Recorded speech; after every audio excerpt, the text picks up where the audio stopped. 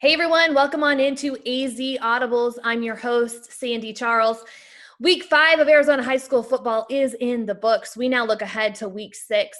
I was able to catch up with Chandler's head coach, Rick Garrettson. The Wolves are currently on a 31-game win streak and haven't lost to an Arizona opponent since 2017. I was able to ask Coach Garrettson, what has he learned about his team through the first 5 weeks? I got a team that plays with a lot of energy, a lot of heart. They come focused and ready to to their jobs, and they're a bunch of fun kids to watch play, and they lay it all out in the field every night, and they're a pleasure to work with and a pleasure to watch. I also asked Coach Garrettson about his senior quarterback, Mikey Keene, and how Keene elevates their offense. He's a great quarterback, great leadership skills, very accurate, great. Has a great football mind. He's a facilitator, getting the ball to his playmakers, and he's just a pleasure to coach. I'm lucky to be able to coach that young man. Next up for the Wolves, they take on Desert Vista. We now send it to Eric Sorensen, who has more on Week 6 matchups. Eric, what do you have for us? Sandy, one team to keep your eye on in 6A over the remainder of the season may be the Queen Creek Bulldogs. QC lost a pair of games earlier in the year, one to Castile, the other to Liberty, but this past Friday they went on the road and beat then previously unbeaten Highland 24-14.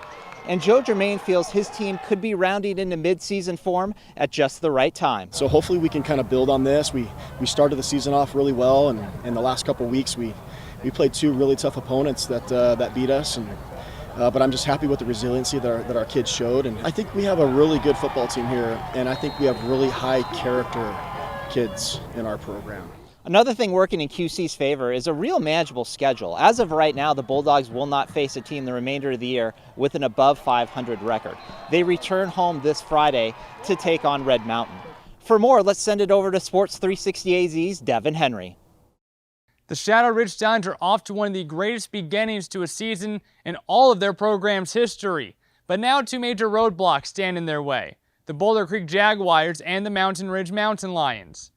Head coach Sean Hagerty attributes this team's early success to their diligence following the shutdown.